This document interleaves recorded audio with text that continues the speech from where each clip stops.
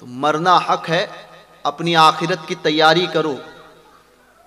बगैर दाढ़ियां रहते हो, बाज तो वो हो गए जो उम्र के उस हिस्से में पहुंचे, अब तो मौत आनी ही है। मौत का किसी के लिए जवानी और बचपन और बुढ़ापे का कोई ताल्लुक नहीं है, मगर बुढ़ापा आ गया तो अब तो तमाम बातें पूरी हो गई, अब तो मौत आनी ही है। मगर उसके बावजूद भी वो दाढ़ी मुंडाते हैं, दाढ़ी मुंडाते हैं और कहते हैं कि नहीं नहीं, अभी तो तब करेंगे जब हज पे जाकर आएंगे, दाढ़ी तब रखेंगे जब ये हो जाएगा। इतने में मौत आ जाती है, बगैर दाढ़ी चले जाता है। तो ये काम कौन करना है? मुसलमान हो। कहते बाज लोग तो ये कहने लगे कि नौकरियां नहीं मिलती। मैंने कहा जिनकी दाढ़ी है उनके घर नहीं चलते, दाढ़ी है उनके घर नहीं चलते। दाढ़ी का ताल्लुक, रिस्क का ताल्लुक दाढ़ी से कैसे? तुम दाढ़ी रखो, रिस्क देना रब के जिम्मेदारी, उसके जिम्मे करम पे और उससे बेहतर रिस्क अता करेगा। दाढ़ियां रखने पर बाज लोगों का ये हो गया कि शादियां नहीं होती है, लड़कियां नहीं देते, क्योंकि तुमने अपनी बच्चियों की मेंटेलिटी वो बनाकर रख दी।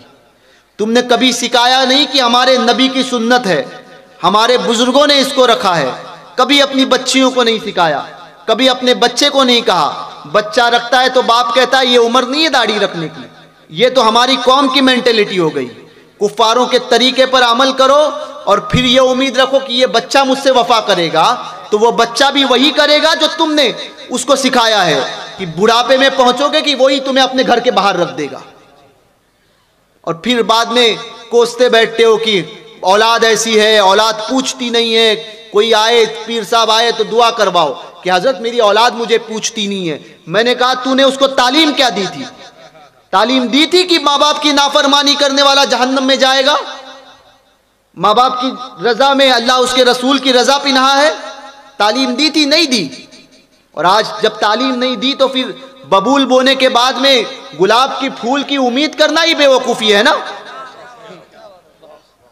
बोया बबूल था और कहते हो गुलाब का फूल मिले, तो ये नहीं होगा। अपनी औलाद को सिखाओ, दीन सिखाओ, हुब्बे रसूल क्या होता है वो सिखाओ, हुजूर के दुश्मनों का बुग़्ज़ पिलाओ।